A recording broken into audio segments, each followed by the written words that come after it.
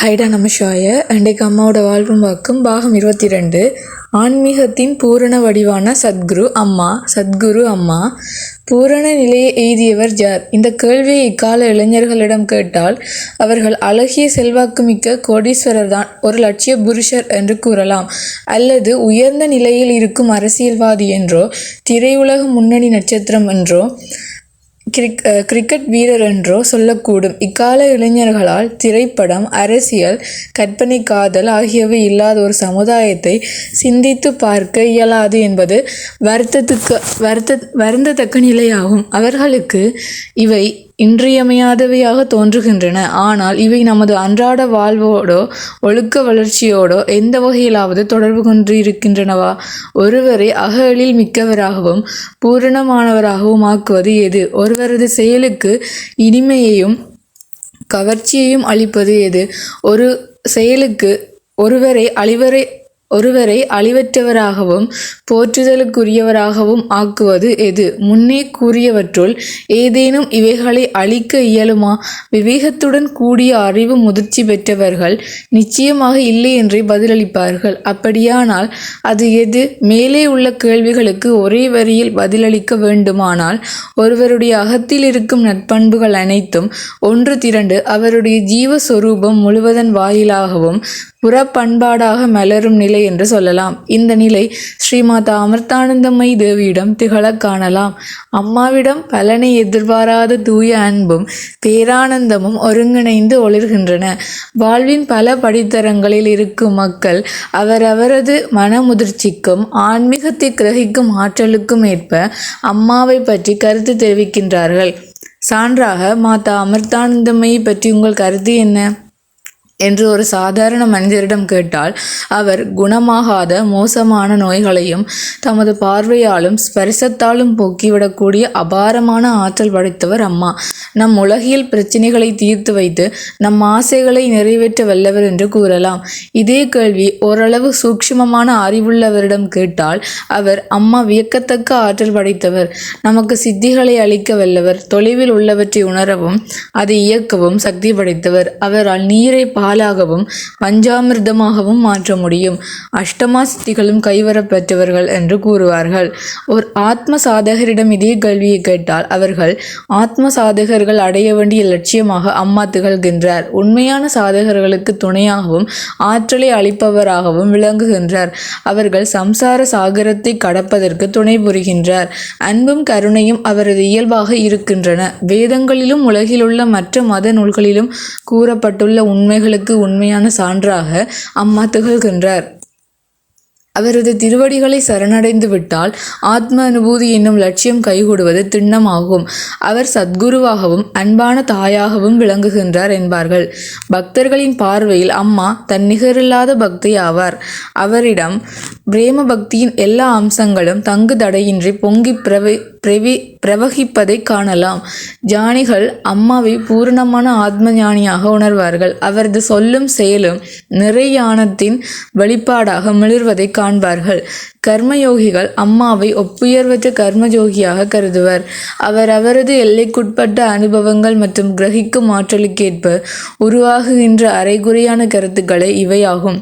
ஆனால் ஒரு சார்பாக இல்லாமல், முன் அபிப்பிராயம் இல்லாமல், திறந்த மனதோடு அம்மாவுடன் நெருங்கிய தொடர்பு கொண்டு ஆராய்ந்தால் இவை அனைத்தும் ஒன்றாக இணைந்த திருவுருவாக அம்மா திகழ்வதை தெளிவாக புரிந்து கொள்ள முடியும்.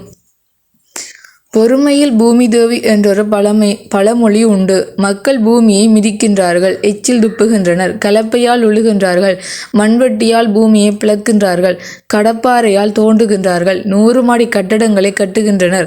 பூமி தேவி இவை அனைத்தையும் பொறுமையுடன் தாங்கிக் கொள்கின்றாள். அவள் புகார் எதுவும் செய்வதில்லை. மாறாக மக்களை நன்றாக போஷித்து வருகின்றாள். பூமி தேவியை போன்ற பொறுமையுடன் அம்மா தன் குழந்தைகளின் ஒழுக்கத்தை பண்படுத்தி வருகின்றார். சிஷ்யர்கள் பண்படுவதற்குரிய பக்குவத்தை பெறும் வரை அம்மா காத்திருக்கின்றார். அதுவரை அவர்கள் செய்யும் பிழைகளை மன்னித்து அவர்களை தமது சுயநலமற்ற அன்பினால் நீராட்டுகின்றார். பாரதத்தின் பண்டைய ரிஷிகள் முனிவர்களது பாரம்பரியத்தை நுணுக்கமாக நோக்கி அவர்கள் தங்கள் சிஷ்யர்களுக்கு ஞானத்தை ஊட்டுவதற்கு கையாண்ட வழிமுறைகளை ஆராய்ந்தால் குரு சிஷ்ய இணக்கத்தில் இருக்கும் சிறப்பை புரிந்து கொள்வதில் சிரமம் இருக்காது. இந்த இணக்கத்தை உலகில் வேறு எங்கும் காண இயலாது. அம்மா சத்குரு ஆரம்பத்தில் சிஷ்யருக்கு கடுமையான உபதேசங்களை வழங்க மாட்டார். சிஷ்யர் மீது அளவற்ற அன்பை பொழிந்து சிஷ்யரை தம்மோடு பிணைத்துக் கொள்வார். குருவினுடைய அன்பு ஏற்படுத்திய உறுதியான பக்குவத்தின் பயனாக குரு சிஷ்யரின் மனதில் இருக்கும் வாசனைகளை நீக்கத்தக்க நிலை வாய்க்கின்றது. குரு நிதானமாக அன்பும் அதே நேரம் கண்டிப்பும் நிறைந்த உபதேசங்களின் வாயிலாக சிஷ்யரனுடைய ஜீவபோதத்துக்கு புதிய வடிவத்தை அளிக்க ஆரம்பிக்கின்றார். உண்மையான குரு சிஷ்ய இணக்கத்தில் யார் குரு யார் சிஷ்யர் என்று காண்பது கடினமாக இருக்கும். ஏனெனில் குரு சிஷ்யரை விட பணிவாக இருப்பார். ஆரம்பத்தில் குரு சிஷ்யரின் மீது அன்பை பொழிவதோடு சிஷ்யரின் அற்ப ஆசைகளுக்கு ஓரளவு இணக்கமாக நடந்து கொள்ளவும் கூடும். ஆனால் சிஷ்யர் தீவிரமாக சாதனைகளில் ஈடுபடுவதற்கேற்ற மனப்பக்குவத்தை பெற்றுவிட்டதை குரு அறியும் போது அவர் மெல்ல சிஷ்யரை பண்படுத்த ஆரம்பிப்பார். குருவானவர் சிஷ்யரை தமது குழந்தையாக பாவித்து செல்லும் அன்பில் ஒருபோதும் மாற்றம் ஏற்படுவது இல்லை. ஆயினும் குரு சிஷ்யரை பண்படுத்த ஆரம்பித்த பின் அந்த அன்பை அதிகமாக வெளிப்படுத்துவதில்லை. குருவின் முழு நோக்கமும் சிஷ்யர் தனது ஆத்மஸ்வரூபத்தை அறிய வேண்டும் என்பதாகவே இருக்கும். இதை சிஷ்யரை பண்படுத்துவதே குருவினுடைய அன்பின் இன்னொரு வகையான வெளிப்பாடு என்றும் கூறலாம். இதுவே அன்பின் உண்மை நிலையாகும். இதன் மூலம் குரு சிஷ்யரை மாசில்லா மாமணியாக மாற்றி அமைக்கின்றார். அம்மா தம் சிஷ்ய குழந்தைகளின் குறைகளை சுட்டிக்காட்டி அதை திருத்துவது பற்றி, அம்மா ஒரு தோட்டக்காரிக்கு நிகராவேன். அம்மாவின் தோட்டத்தில் பல வண்ண மலர்கள் உள்ளன.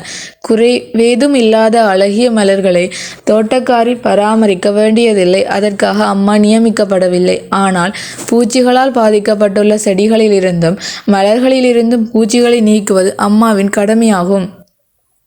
பூச்சிகளை நீக்கும் பொழுது இலைகளையும் மலரின் இதழ்களையும் கிள்ள நேரலாம். இது செடிக்கும் மலருக்கும் வேதனை தரும் என்பதில் ஐயம் ஏதும் இல்லை. ஆனால் அவை அழிந்து விடாமல் காப்பதற்கு இது அவசியமான ஒன்றாகும்.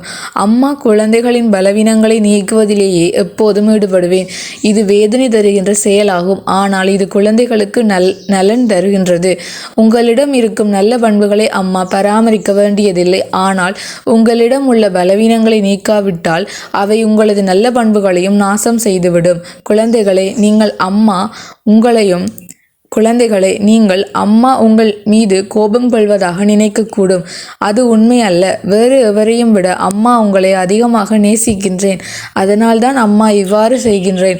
உங்களுடைய ஆன்மீக முன்னேற்றத்தை தவிர வேறு எதையும் அம்மா எதிர்பார்க்கவில்லை என்று சொல்வது வழக்கம். அம்மா சிம்மாசனத்தில் அமர்ந்து கொண்டு தம் சிஷ்யர்களையும் பக்தர்களையும் பார்த்து கட்டளை பிறப்பிப்பதை காணவே இயலாது. அம்மா சொல்வது மட்டுமல்ல, தாமே பிறருக்கு முன்னுதாரணமாக செய்து காட்டுகின்றார். பணிவும் எளிமையும் சான்றோரின் அணிகலன்களாகும். இவ்வுன்னதமான பண்புகளின் சின்னமாக அம்மா வாழ்ந்து வருகின்றார். பணிவுடையவர்களுக்கிடையே மிகுந்த எளிமை வாய்ந்தவராகவும் அம்மா திகழ்கின்றார். அம்மா தம்மை பற்றி குறிப்பிடும் பொழுது, அம்மா தொண்டர்களின் தொண்டராவேன். அம்மாவின் வாழ்வே பிறருக்கு உரியது ஆகும். குழந்தைகளின் மகிழ்ச்சியை அம்மாவின் சொத்தும் சுகமும் ஆகும் என்று கூறியிருக்கின்றார். அம்மா தமது ஆன்மீக குழந்தைகளிடம் உள்ள அகங்காரத்தையும் மற்ற பொருந்தாத இயல்புகளையும் நீக்கும் முறை அதி அற்புதமானதாகும். அம்மாவை எப்பொழுதும் வெற்றி வாகை சூடுவது வழக்கம். தம் குழந்தைகளின் மனப்பக்குவத்தையும் ஆன்மீக முன்னேற்றத்தையும் சோதித்து அறிவதற்கேற்ற சூழ்நிலைகளை அம்மாவே உருவாக்குகின்றார். குழந்தைகளுக்கு சிறிதும் சந்தேகம் தோன்றாத வகையில் சோதனை களத்துக்கு அவர்களை வழிநடத்தி செல்கின்றார். சூழ்நிலையின் ஆழ்ந்த ஆன்மீக தொடர்பை சாதகர் உய்த்துணர்வதற்கு முன்பே அவருடைய விவேகம் மனதின் உணர்ச்சியினால் மூடப்பட்டுவிடும். அவருடைய உள்ளத்தில் உள்ள எதிரிகள் தலை தூக்கி இருப்பார்கள். இவ்வாய்ப்பை அம்மா அந்த குழந்தையின் அகங்காரத்தை நீக்க பயன்படுத்துகின்றார்.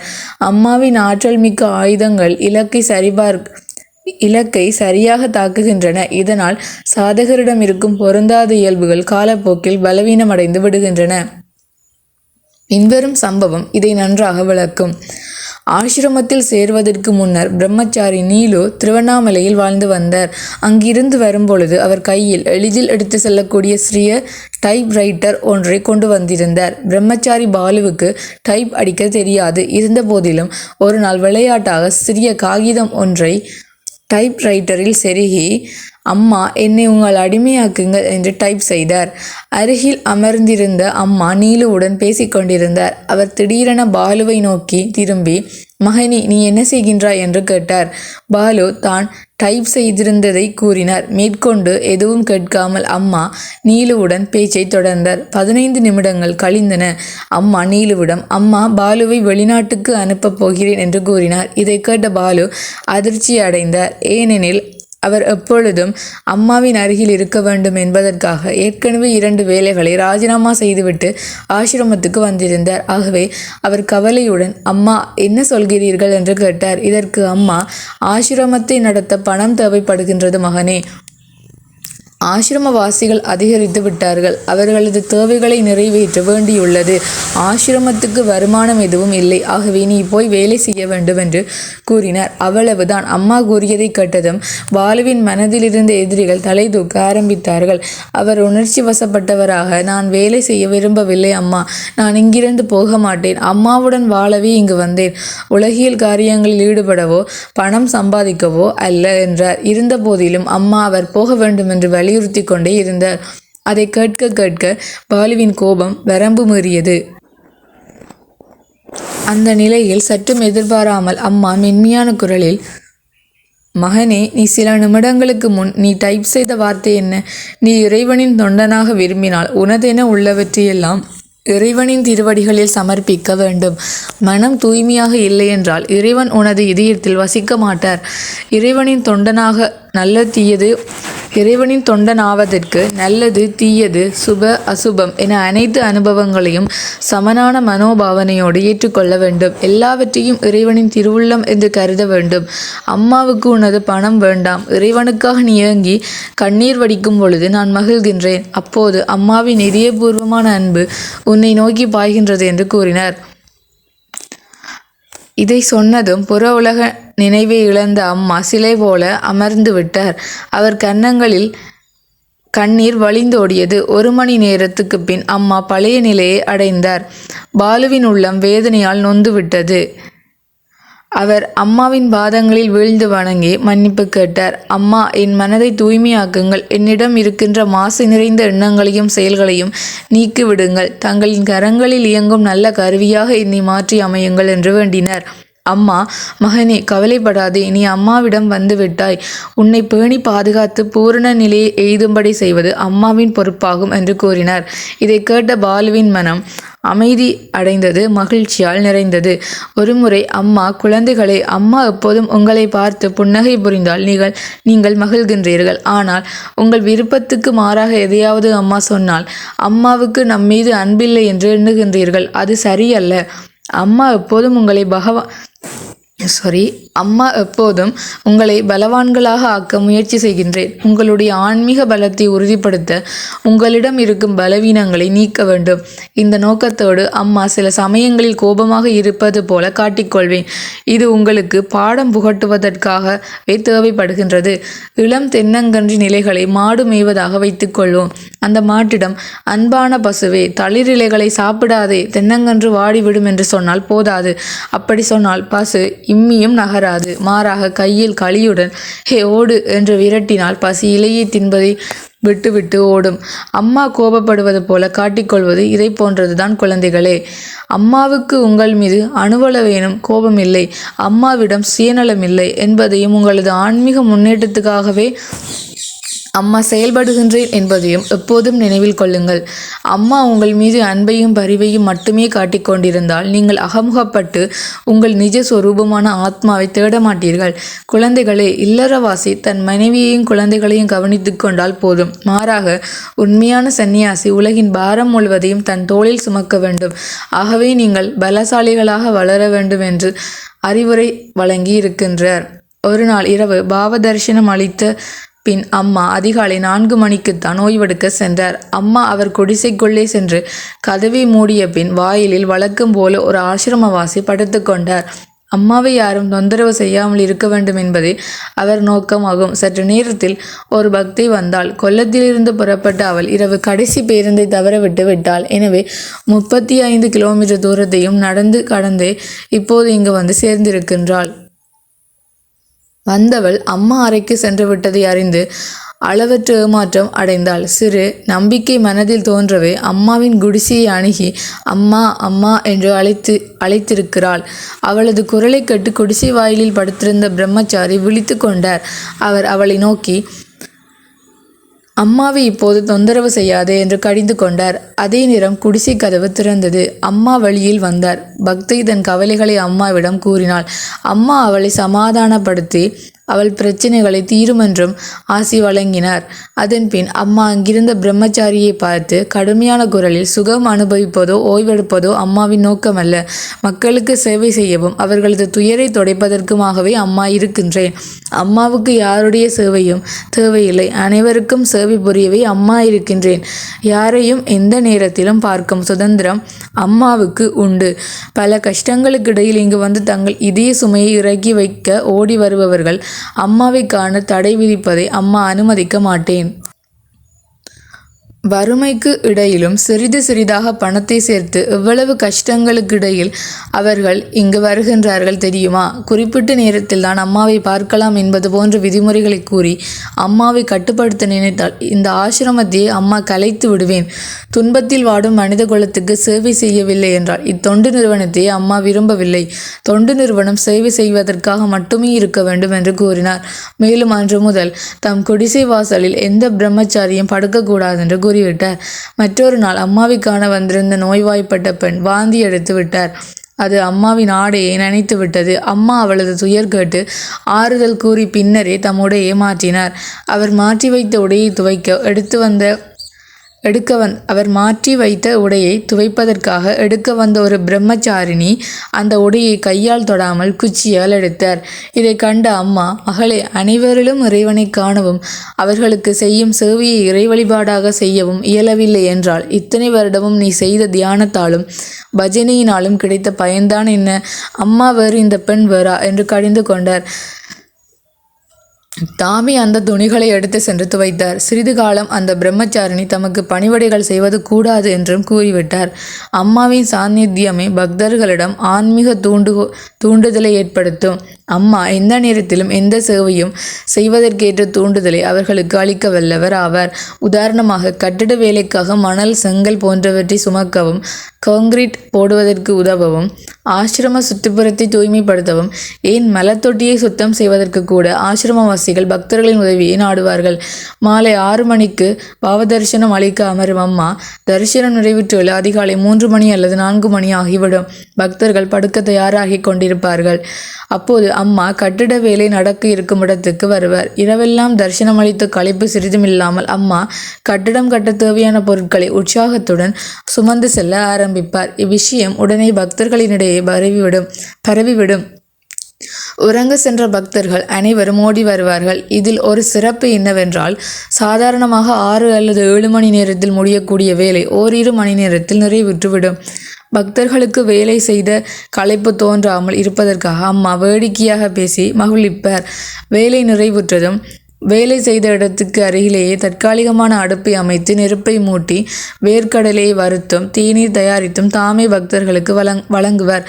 மேலும் வேலை செய்து கொண்டிருக்கும் பொழுது, குழந்தைகளை, எந்த வேலை செய்தாலும் ஜபிப்பதை மறக்காதீர்கள் அல்லது பக்தி பாடல்களை பாடுங்கள். இறைவனுக்கு அர்ப்பணமாக செய்யப்படும் செயல்களே கர்மயோகமாகின்றது. அல்லாத செயல்கள் வெறும் கர்மங்களே என்று அம்மா கர்மயோகத்தை புகட்டுவார்.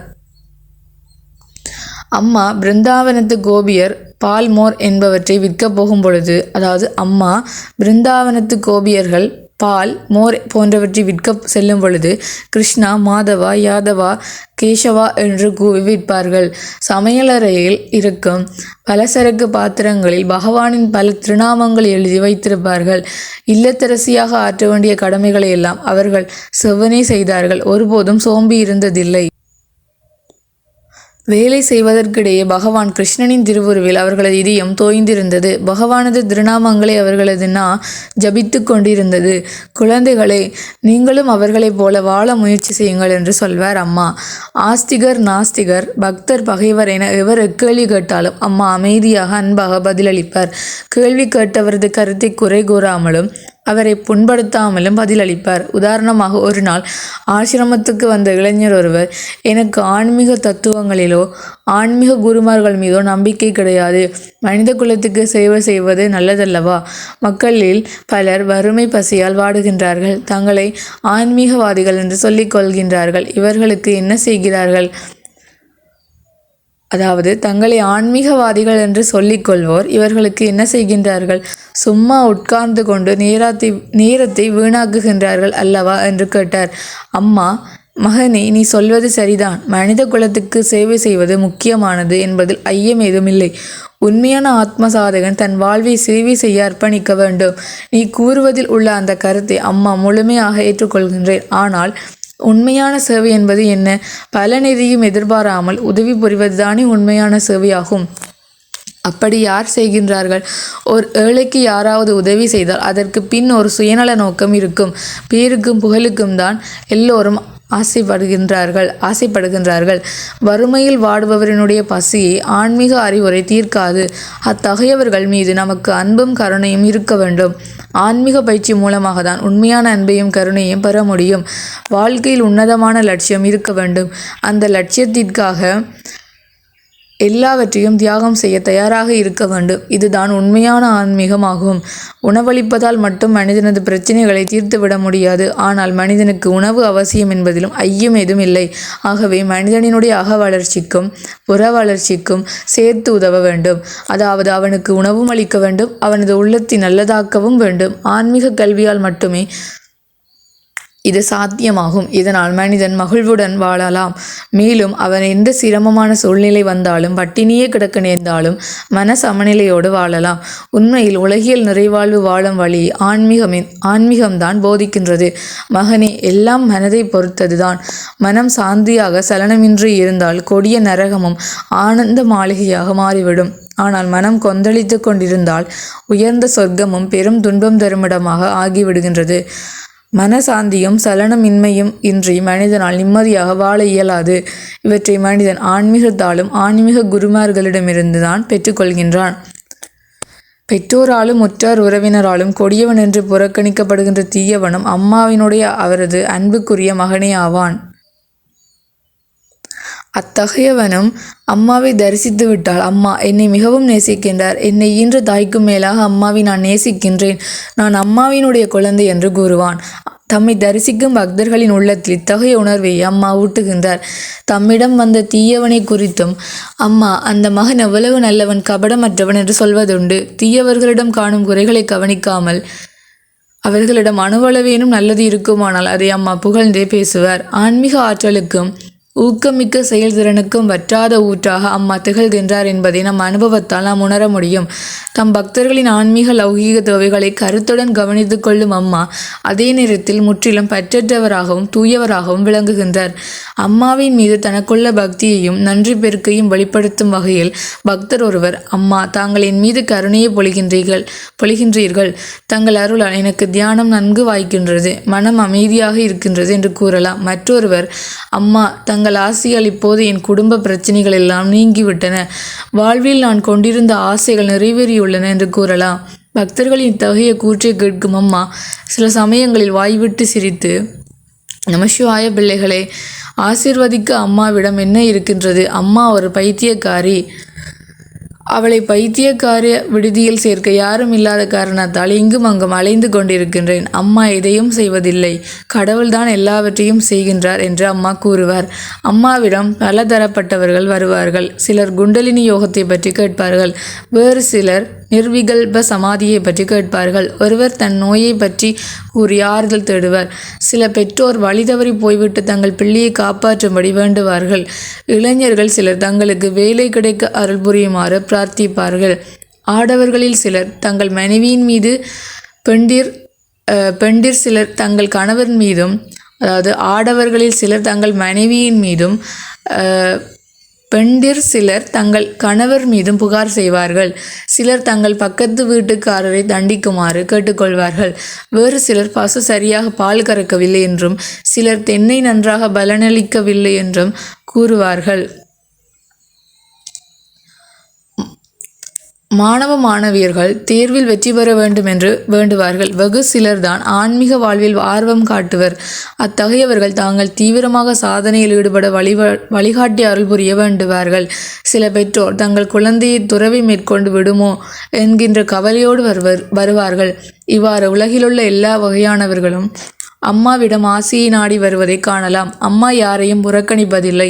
எல்லோர் மீதும் சமமான அன்பையும் பரிவையுமே காட்டுகின்றார். அவர்களுடைய மனப்பக்குவத்துக்கும் தேவைக்கும் ஏற்ற அறிவுரைகளை அம்மா வழங்குகின்றார்.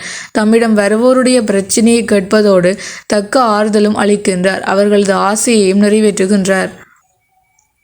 தரிசன வேளையில் பக்தர்கள் ஒவ்வொருவராக வரிசையில் அம்மாவிடம் வருகின்றனர். அவர்கள் கூறுவது எல்லாம் அம்மா கேட்கின்றார். அவர், குழந்தைகளே, உங்களுடைய துன்ப சுமையை தவிர வேறு எதையும் அம்மா வேண்டவில்லை என்று சொல்வதுண்டு. அம்மாவை தரிசிக்க பெருந்திரளாக பக்தர்கள் வருகின்றார்கள். ஒவ்வொருவரையும் தனித்தனியே சந்தித்து அவர்களுக்கு ஆறுதல் அளிக்கும் வரை அம்மா தம் ஆசனத்திலிருந்து எழுவதில்லை. பகலில் ஆரம்பமாகின்ற இந்த தரிசனமானது இரவு சுமார் 12 மணி அல்லது 1 மணி வரை கூட நீடிப்பதுண்டு. அதன்பின் தம் அறைக்கு திரும்பும் அம்மா தமக்கு வரும் ஏராளமான கடிதங்களை படிக்கின்றார், அல்லது ஆசிரமவாசிகளுக்கு தேவையான அறிவுரையை வழங்குகின்றார், அல்லது ஆசிரம நிர்வாகத்துக்குரிய ஆலோசனைகளை கூறுகின்றார். உணவருந்தும் போது கூட அம்மா யாருடனாவது முக்கியமான விஷயம் பற்றி பேசிக்கொண்டு அல்லது ஏதாவது கடிதத்தை படித்து கொண்டோ இருப்பார். பல சந்தர்ப்பங்களில் தாமதமாக வந்த பக்தரையோ அல்லது குடும்பத்தினரையோ அம்மா தம் அறைக்கு அழைத்து வர செய்வார். எண்ணற்ற மகான்களை ஈன்றெடுத்துள்ள புண்ணிய பாரத பூமியில் ஒப்பற்றவராக ஸ்ரீமாதா அமிர்தானந்தமயி தேவி திகழ்கின்றார். ஆதிபராசக்தியின் தேவியினுடைய பாவத்தை ஏற்றவராக அம்மா தம் ஒவ்வொரு சுவாசத்தினாலும் இறைவனினுடைய படைப்பான இந்த உலகத்துக்கு சேவை புரிந்து வருகின்றார். வழி தவறி வரும் மாந்தருக்கு தம் அளப்பெரும் கருணையையும் அருளையும் சொரிந்து வரும் அம்மா பாரதத்தின் ஈடிணையற்றவராக விளங்குகின்றார். ஆத்மானுபூதியின் பேரமைதியையும் பேரானந்தத்தையும் அனுபவிக்க விரும்பும் ஆத்ம சாதகர்களுக்கும் மற்ற பக்தர்களுக்கும் அம்மாவினுடைய தெய்வீக வாழ்க்கை துருவ நட்சத்திரமாக வழிகாட்டி வருவதாகின்றது. ஓகேடா, இதோட அம்மாவோட வாழ்வும் வாக்கும் ஃபுல்லாகவே முடியுதுடா. நமசிவாய, வாழ்க வளமுடன்.